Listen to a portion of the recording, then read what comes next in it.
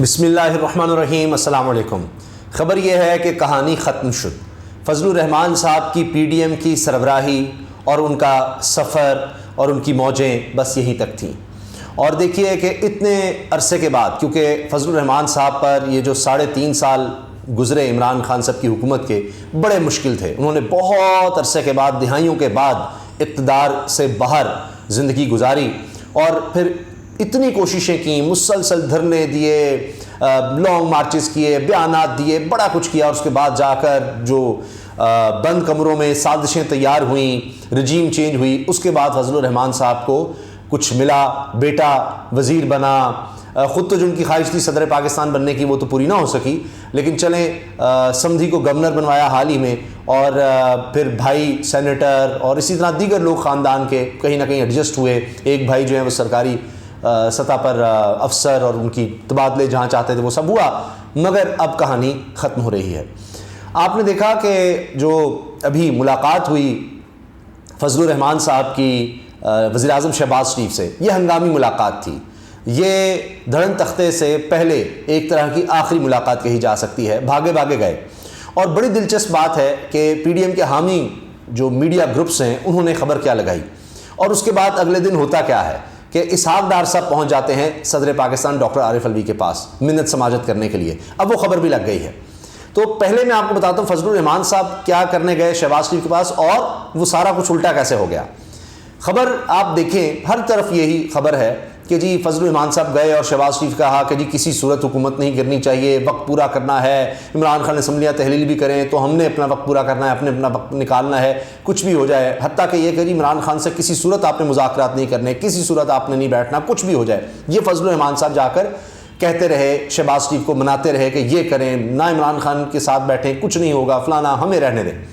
لیکن اس کے بعد ہوتا کیا ہے، 24 گھنٹے نہیں گزرتے اس ملاقات کو، اور اسحاق ڈار بھاگے بھاگے جاتے ہیں صدر عارف الوی کے پاس۔ کیوں گئے؟ کیا ضرورت ہے؟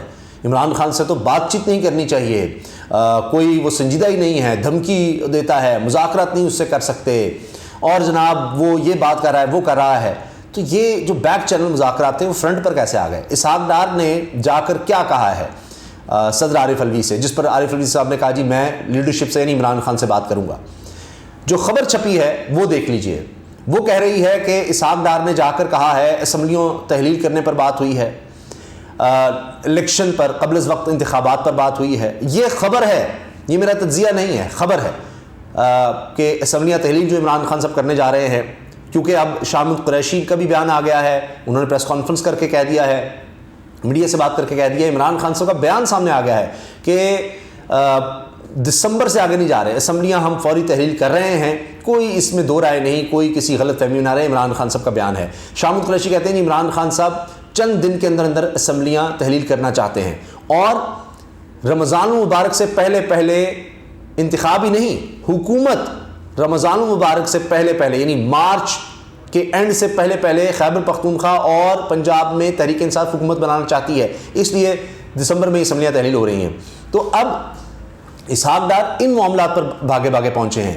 پہلے انہوں نے اپنے جتنے تیر چلانے تھے چلا لیے، گورنر راج کا بھی انہوں نے دیکھ لیا، وہ آپشن بھی پتہ کر لیا، اداروں میں بھی جا کر دیکھ لیا، وہ بات نہیں بن رہی، عدم اعتماد کی بات نہیں بن رہی، گورنر سے ووٹ لینا ہے، پرویز الہی کو کہنا ہے کہ جی اعتماد کا ووٹ لیں، وہ بھی بات نہیں بن رہی، تو کچھ نہیں بن سکا، اسی لیے پھر پہنچے ہیں۔ صرف یہی نہیں، اب ان سے حالات کنٹرول نہیں ہو رہے، سبزیاں تک، خوراک تک جو پورٹ پر سڑ رہی ہے، اس کے ڈیمیجز پڑ رہے ہیں ڈالرز میں، پہلے اس خوراک کے لیے ڈالرز نہیں ہیں، اور اوپر سے جرمانے کے ڈالر کہاں سے آئیں گے۔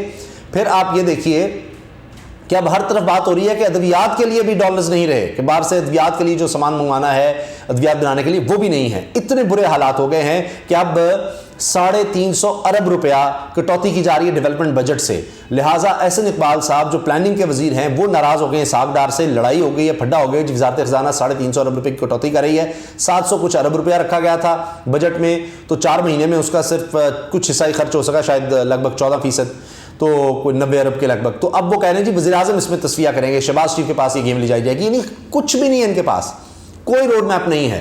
تو لہٰذا اب یہ بھاگے بھاگے گئے ہیں اور بھیک مانگ رہے ہیں کہ جی عمران خان کو منایا جائے، ہمارے ساتھ تعاون کریں، IMF کے حوالے سے تعاون کریں، اس کے علاوہ جناب درآمدی بل پر تعاون کریں، IMF کی جو شرائط ہیں اس کو پوری کرنے کے لیے پنجاب حکومت، خیبر پختونخوا حکومت ہم سے تعاون کرے. 6 بجے شام 6 بجے سب بازار، دکانیں، مارکیٹس، کاروبار بند، اس پر ہمارے ساتھ تعاون کرے. تو اتنے برے حالات ہو گئے ہیں. اور مجھے بتائیے ایمرجنسی کیا ہوتی ہے؟ تو اس کے لیے اب وہ عمران خان کا تعاون مانگا جا رہا ہے. اب دیکھیے عمران خان کیا جواب دیتے ہیں. بظاہر تو یہ وہ کہہ رہے ہیں کہ بس ختم ہو گئی کہانی، فوری الیکشن ہی حال ہے. عمران خان کی سٹیٹمنٹ آ گئی ہے کہ جہاں پر انہوں نے پہنچا دیا ہے ملک کو تو اس میں فوری الیکشن ہی حال ہے. تو وہ جو مولانا صاحب گئے تھے شہباز شریف کو منانے جن باتوں کے لیے، اس میں سے کوئی بات نہیں مانی گئی. لہٰذا شہباز شریف نے کیا، نواز شریف نے بھاگے بھاگے پہنچایا ہے اسحاق ڈار کو کہ جاؤ اور بھیک مانگ لو، کچھ ملتا ہے کسی طرح سے معاملات کو سلجھایا جائے. ہم تو نکل گئے. نواز شریف صاحب کے حوالے سے کہا جا رہا ہے کہ وہ جون جولائی میں الیکشن کروانے کو تیار ہیں. یہ بھی خبر آ گئی ہے. جون جولائی میں نواز شریف کہتے ہیں ہم تیار ہیں، ہم کرا دیتے ہیں الیکشن. عمران خان کہہ رہے ہیں کہ نہیں، مارچ سے آگے نہیں. یہاں پر معاملہ خراب ہوا ہے. تو فضل الرحمان صاحب تو 1 سال ایکسٹینشن چاہتے تھے، وہ 1 سال مزید چاہتے تھے گورنری اور یہ سمدھی اور یہ سب. سمدھی کو گورنر بنانے پر جو کچھ ہوا ہے، اوف آپ دیکھیے.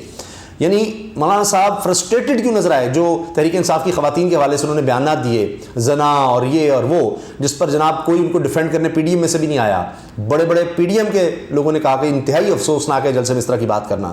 الٹا مقدمے کا اب سامنا کرنا پڑا ہے. یاسمین راشد صاحب نے کہہ دیا مقدمہ ہم کریں گے فضل الرحمان کے خلاف. وہ معاملہ الگ چل رہا ہے. مین اسٹریم میڈیا میں فضل الرحمان صاحب کو بہت زیادہ تنقید کا سامنا کرنا پڑا. پھر آپ دیکھیے کہ معاشی حالات اتنے ابتر ہو گئے ہیں کہ وہ جو ان کا مذہبی کارڈ تھا وہ بھی نہیں چل رہا، کیونکہ ان کی جو مذہبی سپورٹ بیس تھی وہ بھی اب صرف مذہب نہیں کہ جی ہاں جی مولانا صاحب ہمارے مذہبی رہنما ہیں تو چلو جی ان کو ہم نے ووٹ کرنا ہے. وہ بھی آ کر کہہ رہے ہیں کہ جی ہمارے پاس تو کھانے پینے کے لیے کچھ نہیں اب رہا، مسائل ہیں. اس لیے شہباز شریف کے پاس گئے جی کچھ کر لیں، معیشت کو کچھ بہتر کر لیں. تو شہباز شریف نے بھی بس ایسے کہہ دیا ہاں جی کچھ کریں گے جی، بہتری کے لیے کچھ کریں گے. تو وہ کوئی بہتری نہیں آ رہی. آگے بالکل ان کو نظر آ رہا ہے ان کے پاس کوئی کچھ نہیں ہے، کوئی پالیسی نہیں ہے. امریکہ کے سفیر کو، برطانیہ کے سفیر کو بلا کر اسحاق ڈار صاحب نے منت سماجت کر کے دیکھ لیا، ہاتھ جوڑ کر دیکھ لیا، ہماری کچھ مدد کر دیں، ہماری کچھ مدد کر دیں، کچھ ڈالر ہماری جھولی میں ڈال دیں. وہاں سے بھی صاف انکار ہو گیا. بیگرز کانٹ بی چوزرز، اور بیگ کیا لیکن کچھ ہاتھ نہیں آیا. اور اب جو شہباز شریف صاحب کام کرتے تھے کہ جناب میں مانگنے نہیں آیا لیکن مجبوری ہے، اسحاق ڈار صاحب نے بھی وہ کام کیا لیکن اگلوں نے کوئی خیرات نہیں ڈالی. اور فضل الرحمان صاحب کو کہنا پڑا کہ جناب ہم غلامی نہیں کریں گے امریکہ اور یورپ کی، ہم برابری کے تعلقات چاہتے ہیں. اب وہ بیان دینے لگ گئے ہیں جو عمران خان صاحب کے تھے کہ شاید اس طرح سے کچھ مقبولیت آ جائے، وہ نہیں آ رہی. تو فضل الرحمان صاحب نے جو بات شہباز شریف کو جا کے کہی تھی، 24 گھنٹے گزرنے سے پہلے ہی شہباز شریف صاحب اس کے بالکل الٹ چلے ہیں. عمران خان صاحب سے نہ صرف مذاکرات بلکہ تعاون مانگا جا رہا ہے. قبل از وقت انتخابات پر بات کے لیے تیار ہیں، ہر چیز پر تیار ہیں. کیئر ٹیکر سیٹ اپ کے حوالے سے، الیکشن کے حوالے سے، سب چیزوں پر بات کرنے کو تیار ہیں. صرف ہمیں فیس سیونگ دے دیں جی، ہمیں کوئی راستہ دے دیں. نواز شریف کی واپسی، سلمان شہباز کی واپسی ہے، ہمیں الیکشنز میں کسی طرح سے ہم آ سکیں، تو یہ چیزیں صرف ہمیں دے دیں. اس طرح کی باتیں اب کی گئی ہیں. اچھا اب آپ دیکھیں کہ پارٹی بھی ٹوٹ پھوٹ کا شکار ہو رہی ہے، پی ڈی ایم بھی ٹوٹ پھوٹ کا شکار ہو رہی ہے. یعنی اس کے اندر تو ڈویژن ہے ہی. فضل الرحمان صاحب کچھ چاہتے تھے جبکہ نون لیگ کسی اور طرف جا رہی ہے. نون لیگ کے اندر ڈویژن وہ آپ دیکھ رہے ہیں. پیپلز پارٹی جو ہے وہ اپنا ملبہ نکال رہی ہے. بلاول صاحب کو کوئی غرض نہیں، وہ اب انڈونیشیا کے دورے پر چلے گئے. وہ دوروں پر ہی ہیں، کہیں وہ فٹ بال ورلڈ کپ دیکھنے چلے جاتے ہیں، کہیں چلے جاتے ہیں. ان کو کوئی غرض نہیں ہے پیچھے کیا ہو رہا ہے. اور انہوں نے یہی کہنا ہے کہ جی ساری تباہی یہ سب کچھ جو ہوا یہ تو نون لیگ نے کیا، ہم تو اس میں تھے ہی نہیں، ہماری تو ٹیم ہی نہیں تھی خزانہ کی، ہم نے اس میں کیا کرنا تھا. تو اب آپ دیکھیں کہ عمران خان صاحب جو ہے انہوں نے فضل الرحمان صاحب کی جو کور بیس تھی، جو ان کے گڑھ تھے، ان کو اڑا کر رکھ دیا. جو خیبر پختونخوا میں بلدیاتی الیکشن ہوئے، دوسرا فیز ہوا، اس میں آپ نے دیکھا اب پختون جو برادری ہے ان کے رہنما عمران خان صاحب سے مل رہے ہیں، آ کر جناب ان کے ساتھ جڑ رہے ہیں، ان کی حمایت کا اعلان کر رہے ہیں. یہ بالکل اس طرح جس طرح صافی قبیلہ پورا کا پورا ان کے سربراہ آ کر عمران خان صاحب سے ملے. تو یہ خیبر پختونخوا یعنی پختون اب جو پورا یعنی ایک آپ کہیں کہ بیلٹ اور برادری، اس کا اثر و رسوخ جو فضل الرحمان صاحب کی کور بیس سمجھ جاتی تھی وہ بھی عمران خان کی طرف آ رہی ہے. پارٹی پہلے ہی توڑوا لی. یعنی آپ یہ سوچئے کہ فضل الرحمان صاحب نے فرسٹریشن میں آ کر، عمران خان کی نفرت میں آ کر پارٹی ہی توڑوا لی. اور بڑا گروپ، شیرانی گروپ، مولانا شجاع الملک اور دیگر لوگ جو ہیں وہ کدھر چلے گئے جناب؟ عمران خان کے ساتھ چلے گئے. یہاں تک فضل الرحمان صاحب کے ساتھ ہوا ہے. اور اب تو یہ بات کی جا رہی ہے کہ جناب اب تو انور مقصود صاحب جیسے پاکستان کے بڑے دانشور، رائٹر، مصنف کالم نگار، مزاح نگار، وہ کہہ رہے ہیں کہ جناب یہ جو عورتوں کے حوالے سے مولانا نے بات کی ہے ماؤں بہنوں کے بارے میں، تو اس پر تو میں جملے بھی دہراتے ہوئے ڈرتا، لیکن چونکہ انور مقصود صاحب نے کہہ دیا ہے تو ہم کیا کہتے ہیں، انہوں نے کہا جی شاید تو ان کی ماں نہیں، کچھ دونوں باپ ہوں گے جس کی وجہ سے شاید وہ دنیا میں آئے۔ اس طرح کی باتیں ماؤں بہنوں کے بارے میں کون کر سکتا ہے۔ آخر میں یہ عرض کرنا چاہ رہا ہوں، ایک بڑی دلچسپ بات ایک نوجوان نے لکھی کہ کیا ہی منظر ہوگا کہ نواز شریف صاحب واپس آئیں گے اور جو ہی الیکشنز کے رزلٹ اناؤنس ہو رہے ہوں گے، رات گئے اور وہ دیکھ رہے ہوں گے کہ عمران خان 2/3 اکثریت سے بھی زیادہ اکثریت سے جیت گیا ہے، تو اسی وقت وہ ٹکٹ کٹا کے دوبارہ لندن بھاگ رہے ہوں گے، تو کیا منظر ہوگا؟ کیا وہ بھی مریم کی طرح کہیں گے میری چھوٹی سی سرجری رہ گئی تھی، علاج کچھ رہ گیا تھا، میں ذرا وہ کرواؤں؟ اس سے پہلے کہ عمران خان کی حکومت آئے وہ دوبارہ بھاگیں گے تو کیا رہ جائے گا پیچھے؟ تو آ تو رہے ہیں لیکن نظر آ رہا ہے کہ وہ جانے کے لیے ہی نواز شریف صاحب آ رہے ہیں، تو وہ بھی ایک بڑا ہی عجیب ماحول ہوگا یہ، اور یہ شاید میاں نواز شریف کے لیے سیاسی حوالے سے اگر ہم بات کریں تو ان کی یہ آخری آمد اور آخری واپسی ہوگی، یعنی آمد تو ہوگی بڑا کہ جناب سارا لیف مل گیا، لیکن اب جب جائیں گے تو شاید پھر دوبارہ وہ سیاست میں بالکل نہ آئیں اس طرح سے، اور اس کے بعد لوگ بھی ظاہر تنگ آ جائیں گے کہ جناب یہ تو صرف ڈیل کے ساتھ آتے ہیں اور پھر ڈیل کے ساتھ ہی بھاگ جاتے ہیں۔